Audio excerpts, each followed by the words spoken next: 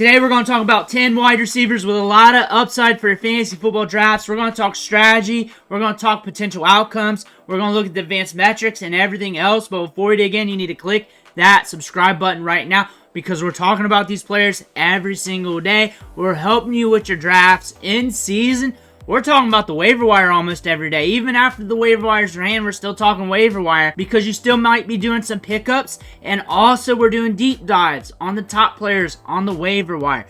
Click that button. Stop missing out. We're going to start off today looking at Keenan Allen.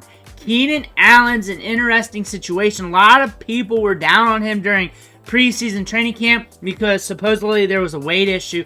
But Keenan Allen is a very cerebral route runner, can create space instantly, very smart, technical. Now we got a rookie quarterback with Caleb Williams. He's looking good in preseason, looking good in training camp, and the ball could still be going his way. Should we expect 11.5 targets per game with DJ Moore there and an up-and-coming fresh Rome Odunze? That's hard to call that. That's hard to call a 32% target share with a DJ Moore there who's also going to eat some target share. Well, maybe 20, 23, 25%. And air yards should be up there a little bit, maybe around 90-ish or so. Expect a decrease in production a little bit. Maybe instead of 21 points per game, maybe somewhere to the 15 to 18 points per game range. That seems very realistic. It's really all on Caleb Williams' shoulders and the health of Keenan Allen because he has missed games throughout his career. Not as much last year. He had some nicked up moments, but not as bad last year. You look at the games played last year down below me in the chart.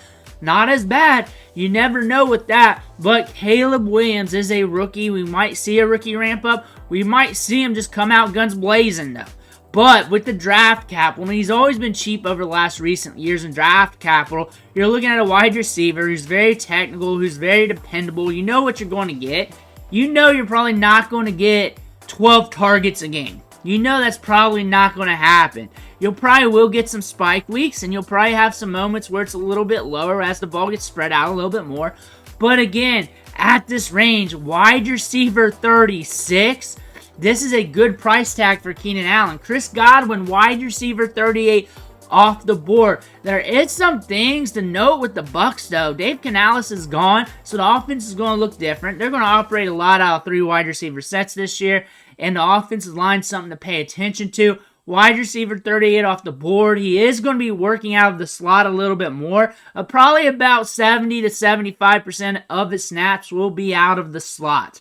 I look for that to happen, and whenever he's working more out of the slot, he tends to be more productive. That might be good for this year. Chris Godwin, wide receiver 38, he can give you steady production. His down weeks are usually like 7, 8 points, and he can give you those top-end weeks of 25 fantasy points. He's not killing you when he busts. He did have a lot of red lines last year, but again, we're coming in a year where we're going to be used a little bit differently. The targets might come his way a little bit better, where he can work the way he can work the best. 7.8 targets per game is a good volume last year. 23% target share. We should expect a target share around the 20s. Him and Mike Evans getting a bulk of the workload. Jalen McLaurin getting his work in as well. Expect around 12 points per game. I expect around 12 to 15 range. Somewhere around that. Maybe 13, 14. By the end of the season, maybe 15-ish, maybe a little bit more spike weeks. Maybe that happens as he gets more work around the goal line out of the slot. Maybe that happens because you can slip him out there a little bit easier. And if Jalen McLaurin really hits on the outside, that's going to make it easier for him to work. I expect him to do good things. I expect him to be a decent value here in the middle rounds. If you need to get a sure thing at wide receiver, Cooper Kupp is rising. He was a round 3 get a few weeks ago. Now he's a round 2 get after the Puka Nacua injury news, but it looks like Puka Nacua is going to be back. But Cooper Kupp's healthy, looking good. So he should at least command a 25% target share, which is very solid. And he should get around 7, 8, 9 targets a game. Maybe 6 on the low end. It should be more than 5 points per game. Probably 13 to 15 range, maybe more than that. Maybe even pushing up to 18. Really depends if he stays healthy, if the target's flown his way. I look for him to be a good get here in the second round. The injury history is the red flag, and that's the only red flag with him because his game's good. Matthew Stafford is good. Everything's flowing good. Cooper Kupp's in a good situation here. It's very quiet on the home front with him. Wide receiver 14 off the board. Still a tremendous value for a player like him. Greg Dortch is an upside play in the back end of your draft. You're probably going to look at him somewhere down the line in the season, off the waiver wire, a guy to pick up, but he's looking good in training camp. Rondale Moore's gone, which is weird to think that could be news to you, but he took a lot of the shorter targets due to his athleticism because he can get you the yak on any given moment. But Greg Dortch here is going to get those short targets. He's going to get some opportunity. They've been talking him up all offseason long. Not just training camp, but during minicamp and prior to that. Even during the draft, they were talking about Greg Dortch. They were saying, like, if he was taller, if he was a bigger wide receiver, he would be a big name. The fact that Greg Dortch is looking good, you got Trey McBride, Marvin Harrison Jr., Michael Wilson. Kyler Murray's a buy. Kyler Murray's a get in drafts. Kyler Murray is the get here because this offense might be very potent and Kyler Murray might be looking good with these wide receivers. Greg Dortch has some upside here. He might be somebody you're picking up off waivers or drafting with one of your last picks. However, with one of your last picks, I prefer going with those upside running backs. Terry McLaurin has got a lot of upside in his offense. They added Noah Brown this week, and that was news. And the fact they added Noah Brown and that was news, and people perking up to that, means that you should be really looking at Terry McLaurin because he's got a lot of upside. He's the veteran. He's very nuanced. He's very technical. We got Jaden Daniels, who's very accurate downfield. Among all Power 5 quarterbacks last year, most accurate on the deep ball attempts of 20-plus yards. That's something that could come over to the NFL level, and he will push it downfield. We saw the arm in preseason. He'll dink and dunk it a little bit here with the fast-paced RPO game they got because they're trying to keep him upright with this offensive line. But look at him, wide receiver 31 off the board. So at wide receiver 31, you're getting your wide receiver 3 or 2, depending on the structure of your team. And then after that, you're getting a veteran wide receiver who can be consistent even with bad quarterback play. Even with bad quarterback play, look below me, you're seeing 12 points per game. But also the down games weren't horrible. We had a few bad ones, but a lot of times in the 10s. And then we also had some games hitting some upside of 16, 17, 26 fantasy points. Something to look at. And he's going to get more accurate targets downfield this year to really buoy his game because he's got 4.3 speed and he can create separation. T. Higgins is a discount compared to where we were drafting him at the last few years. He's a deep threat. He can get downfield. He's got a good quarterback that can support that. He's a guy with a lot of upside. I like him at value. I like where I can dink and dunk my elite wide receiver and my top tier running back, and then also on the back end get me a guy like T. Higgins so I can be very good at wide receiver and feel good and still feel good at running back. He's also an option in this range, and in home league drafts where running backs come up the board, he could be a little bit cheaper. You just gotta watch the draft board closely as you're drafting. T. Higgins is a target of mine with how I'm building my teams because I'm watching those running backs. And my pivot to T. Higgins is also how these running backs are flowing and how I feel with those elite wide receivers with the running back I have. And if I feel like I can get a good elite wide receiver and I feel good at running back, and then I can get T. Higgins, possibly as my wide receiver 3 in this scenario, I'm going to love that team. Christian Kirk, you're in the middle rounds here. It might be a little bit cheaper in your home league draft. This is underdog. They pump up the wide receivers. So maybe round 6, round 7 or so. Maybe cheaper because I'm seeing some guys getting some players at a really reduced cost in their home league drafts. So anything can happen. But the fact is, Christian Kirk is a safe pick. He's a safe pick. He's not going to burn your fantasy team. And if you want that, if you need that in the middle rounds of your draft at wide receiver, and you got your elite wide receiver and you went ham at running back, you need kind of something safe just to pair up with that, Christian Kirk is your guy. If you don't need something safe, you want to shoot for more gusto, more upside, he's not your guy. But Christian Kirk's going to get a 20+% target share.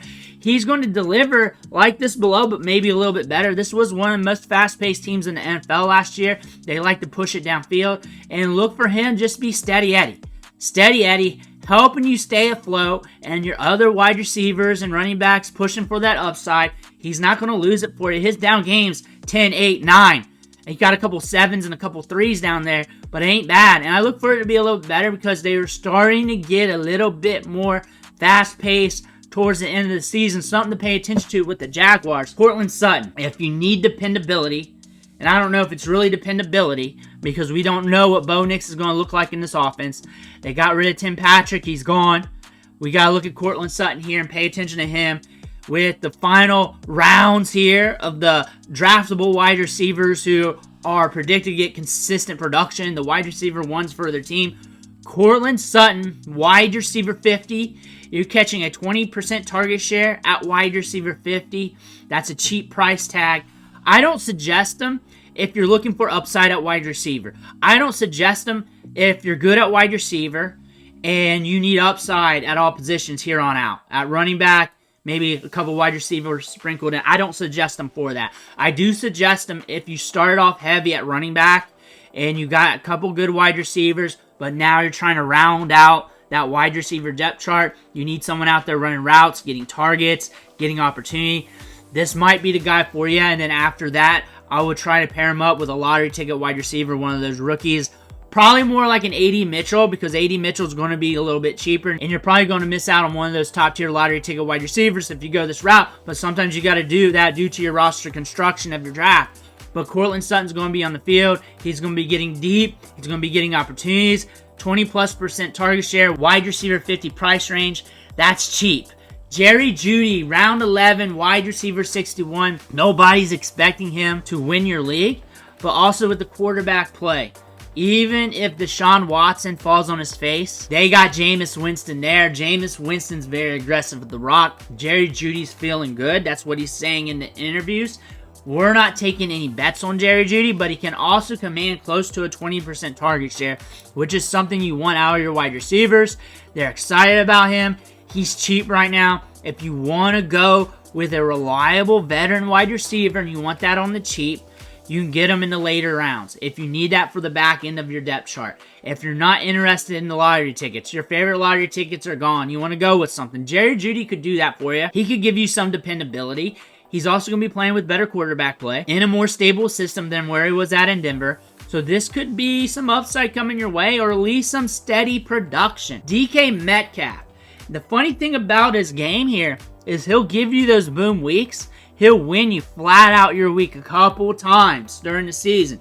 But on top of that, his down games are actually pretty solid. 15 points, 13 points, 10 points. Only a couple games in the single digits.